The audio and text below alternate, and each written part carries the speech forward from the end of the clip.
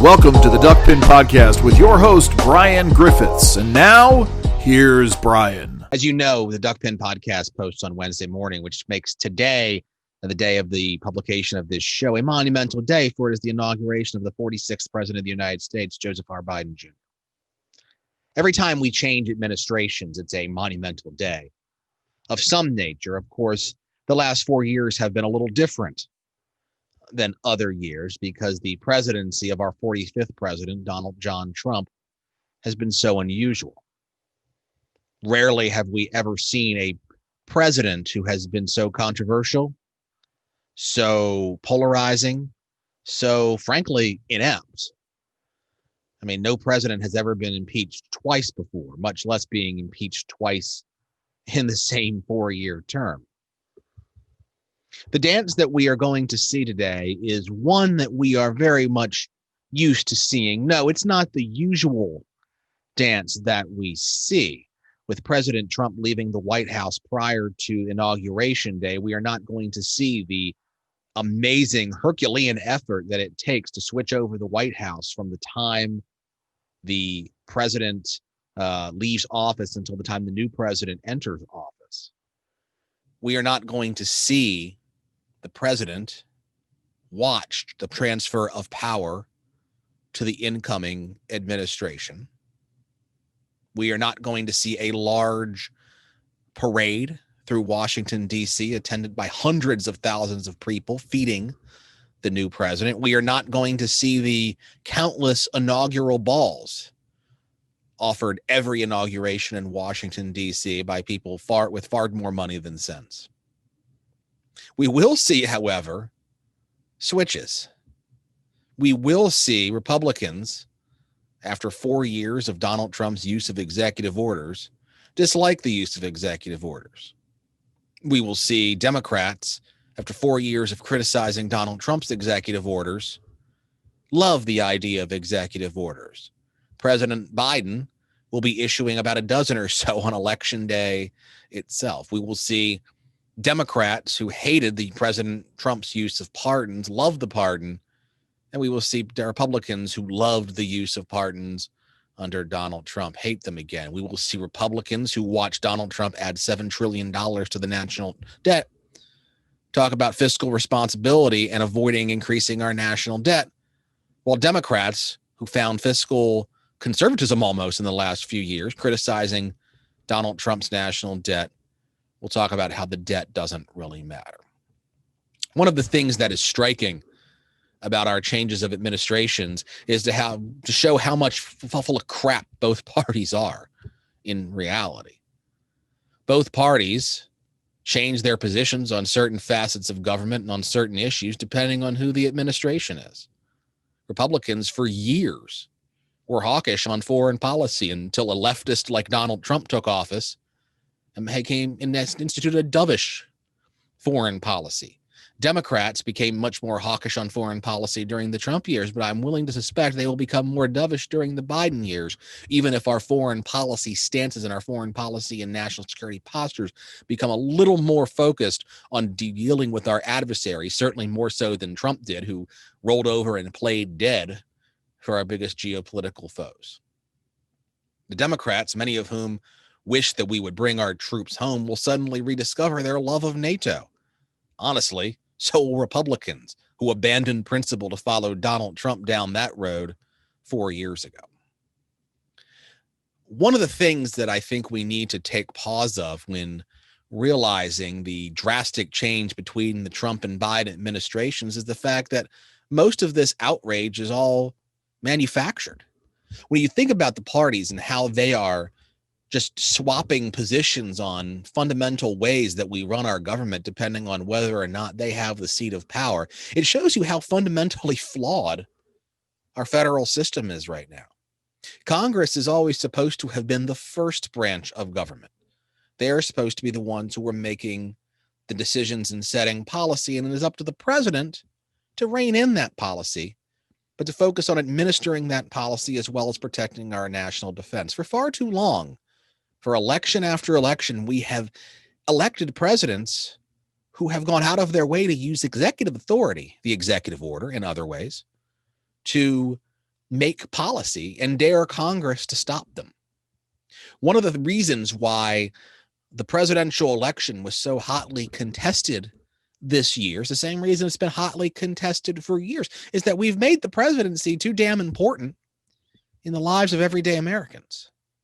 Presidents make far more decisions than they were ever intended to by our founding fathers. We have taken the presidency, which was supposed to be a caretaker who ran the executive branch and defended the country from enemies foreign and domestic through a strong foreign policy and through our national security apparatus, and we've taken and given it an imperial tone. The imperial presidency is something that political scientists like myself have been talking about for years, but we have truly made it imperial in the sense that the foreign and national domestic policy agendas are virtually set by the President of the United States. The parties are basically run by the President of the United States. When their party has power, almost nothing gets done in Congress without becoming a referendum on the president themselves. Congress has abandoned governing to either be for or against the president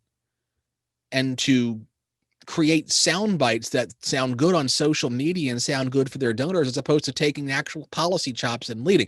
The people who actually understand policy and who are willing to govern are the ones that are derided by both sides as being squishes who are too willing to compromise. Friends, the reason we're in this state, the reason we got Donald Trump for 4 years is because so many people have abandoned the ways that we're supposed to run a government. And that is a problem. It is problematic when you consider all that's gone wrong in the last 4 years. It is problematic when you consider the damage that has been done to American national security and foreign policy by the Trump administration.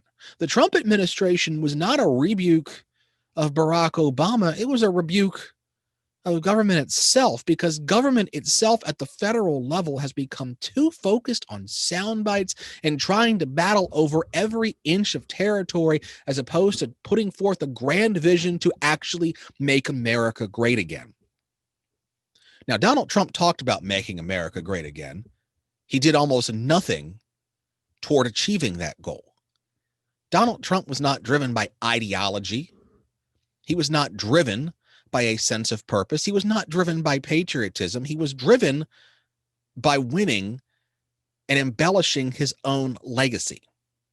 Sometimes that's not a bad thing, and that can work. When you look at what President Trump did with the Supreme Court and the federal judiciary, those are great accomplishments, many of which he took credit for, but little he had any influence over. When you see policies that Donald Trump personally enacted, it was a dumpster fire. And America was set back because of it. And because of his personal failures as a leader and his total lack of character, it has set the Republican Party back 50 years, maybe more. Now, I'm not saying that Republicans will be out of power forever, but certainly the conservative cause has been damaged by Donald Trump. And the reason that it was damaged by Donald Trump is because both parties allowed it to happen. And I mean that in the sense that both parties have been failing Americans for far too long, because Washington, Congress, federal administration became a policy game, a game of risk, a game of diplomacy, a computer simulation of real life, as opposed to an actual mechanism for achieving suitable and necessary policy ends. And when both bases of both parties rejected politics as we knew it in Washington, Donald Trump is the result. The result was terrible. The result was bad, and it has created a generation of people who are even more cynical of the government process, who are even more cynical of both parties, and who have retreated to radical extremes in order to be heard. Now, look, there's no doubt that both parties, Republican in particular, need to do a better job of hearing people and hearing what they're saying. But we cannot allow both parties to be held hostage by a radical knucklehead out to lunch dumbass conspiracy theory the way the Republican Party has.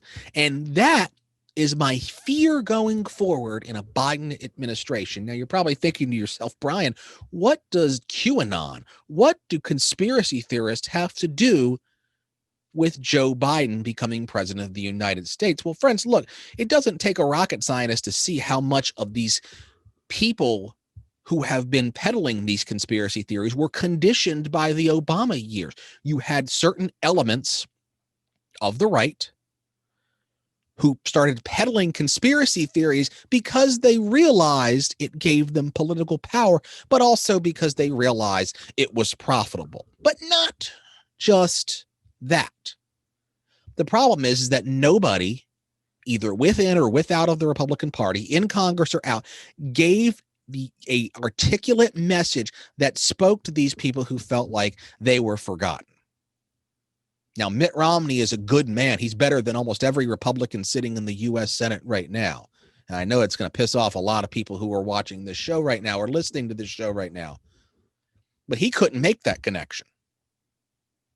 Neither could John McCain, God rest his soul. John McCain was a war hero, but he wasn't good enough for some Republicans, just like Mitt Romney wasn't good enough for some Republicans. And yes, part of that may have been their inability to connect, but part of it has been the fact that certain elements of the Republican base have become radicalized, and those radicalized elements for one election took over the Republican primary process. Now, part of that was because you had too many Republican careerists trying to eat at the trough, trying to claim the Republican mantle for themselves, all of whom let Donald Trump slide in to the nomination. Jeb Bush was the only one who realized that Donald Trump was a cancer on the Republican Party and tried to do what he could to stop them, but it was already too late. Ted Cruz was already trying to outposition Trump to the right, and look what it got him. Yeah, sure, Ted Cruz is still a powerful Republican senator, but he also became Donald Trump's bitch for the last 4 years. That's not something that's going to serve him well going forward in a post-Trump environment. The problem that we are going to see going forward is something that has already become obvious in the weeks and months since Joe Biden was elected to office. The media is going to treat Joe Biden and Kamala Harris in a way that they never treated Donald Trump or Mike Pence. Now, you may say to yourself, Donald Trump deserved it. And a lot of what the media dished off, Donald Trump certainly deserved, because Donald Trump is a miserable human being who has not an ounce of intellectual curiosity and is more concerned about himself than doing anything for anybody else, including his own children. But they also claimed Mike Pence, too. How often did we hear critiques of Mike Pence's not wanting to take meetings alone with women, and the mockery that he received and the mockery that his wife received, when in actuality, Vice President Pence was probably the smartest guy in Washington because he always had somebody in the room with him, so nobody could claim that he was starting any funny business with them, something that, of course, spread through the country, both proven and unproven, over the course of the last 4 years. No, we're going to have at least 4 years of stories that basically make Joe Biden and Kamala Harris look like the second coming. Joe Biden is not going to be any better of a president than Donald Trump was. Certainly, if you're a conservative, that is going to be the case. The fawning media coverage of the Biden-Harris ticket during the election is going to look like nothing to what you see the coverage of the Biden-Harris administration. For the next 4 years, it's going to be lovey-dovey. It's going to be almost saccharine in its nature. And that creates problems in the Republican base. That creates problems for our national security apparatus and our domestic security apparatus, because that means the same people who got radicalized by Donald Trump are now going to be fed a bag of goods by the media, and that's just going to continue to spin the cycle forward. Yes, the way the media treats President Biden is going to have an impact on what the next 4 years are going to look like, both in the sense of citizen involvement with policy, but also the direction the opposition takes. Now, I don't say the Republican Party when I say that, because I think the Republican Party is about to fracture. There are two key groups in the Republican Party right now. Those who are fed up with what Donald Trump brought to the party, the inability to move past conspiracy theories, the inability to move past a left-leaning policy, and who are ready to denounce Trumpism and start winning elections again, and those people who bend the knee to Donald Trump and want to continue Trump's policies as if nothing ever happened, taking their cues from a White House in exile in Mar-a-Lago. Only one of those groups can retain control of the Republican Party. Only one of those groups is going to be able to compete as the Republican nominee, both for president and for offices up and down the ballot in 2022 and 2024. It's not looking good for the good guys right now. If you look at the number of people who voted not to impeach Donald Trump, it's a sad and pathetic list of people who want to be careerists instead of leaders. Until Republicans are ready to get rid of careerists and to actually focus on electing statesmen and leaders again, the Republican Party isn't going anywhere anytime soon. The problem is that those people who bend the knee to Trump are the same people who are going to hear months upon years of glowing praise of Joe Biden and Kamala Harris, and all it's going to do is further entrench them in their beliefs. I don't envy the job that Republicans and Republican elected officials and Republican Party officials have in the next coming years. It should be relatively easy to bring people over to the Republican side during the Biden years, because the Biden-Harris administration is going to be much farther to the left than even the Trump administration. And as we know, Trump was basically Barack Obama's third term, except for judges. Economic policy is going to be a disaster. The national debt's going to go up. Your taxes are going to go up. We are going to see a continued leftward drift of social and economic policy and expansion of federal access to abortion. That and a whole lot of other bad things are coming down the pike. Republicans should be able to turn that to their advantage, but instead, we're dealing with a rump Trump faction that still wants to show obedience and fealty to a president that doesn't care about them and just got spanked in a nationwide election. But I also don't envy the job that Joe Biden has in front of him, cleaning up the mess that Donald Trump made, inheriting leadership of a country that has been divided in ways like this, and has not been divided in ways like this, I should say, in years.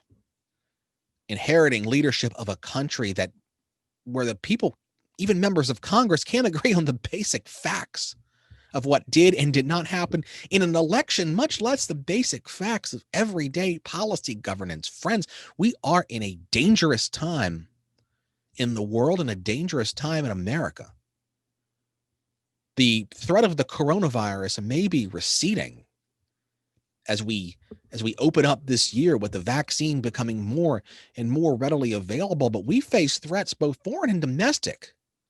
Our external enemies are seeing what we are doing to ourselves, and they are salivating at the prospect of a weakened America. And too many people on the Republican side are making it easy for them by supporting the people who attempted a coup, by continuing to support knuckleheads in Congress like Marjorie Greene and Matt Gaetz and some of the other people who probably couldn't spell Constitution if you spotted them half the letters, and certainly have not actually read it. People who are more concerned with spreading conspiracy theories and getting reelected than actually solving policy problems. There's far too few leaders in Congress and way too many sheep, especially on the Republican side. Like I said, I don't envy President Biden. I don't envy the Republicans who are actually trying to rebuild the party and actually start trying to win the elections again. I don't envy any of them. To an extent, I am one of those people trying to help figure out how I can best rebuild not just the Republican Party, but the strained relationship that Americans have with each other. Term limits would be a hell of a way to start to get some of these people out of Washington so that they don't take up residence there and become part of the problem. But for better or for worse, they're some of the people who are actually holding the line against some of the bonkers things that are being done and said in Washington. Here's the thing, friends. We as a people need to come together and take care of this. If we are truly going to make America great again in any way, shape, or form, we have to agree at least on a basic set of facts and deal with elections in the manner that they are meant to be dealt with. And that does not mean through attempted coups. It does not mean violence. It does not mean terrorism. It means competing on an even playing field at the ballot box and seeing who wins.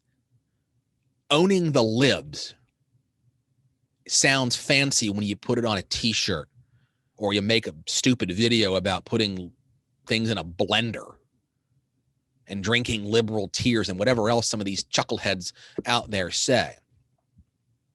But it's no substitution for actually doing something. It's not a substitution for accomplishing anything. As Coach John Wooden of UCLA said, never confuse activity for accomplishment. And Republicans and conservatives haven't accomplished much the last 4 years. God bless you all for being part of the political process. God bless President Biden as he inherits leadership of this country. And God bless these United States of America. This has been the Duckpin Podcast. Don't forget to subscribe and download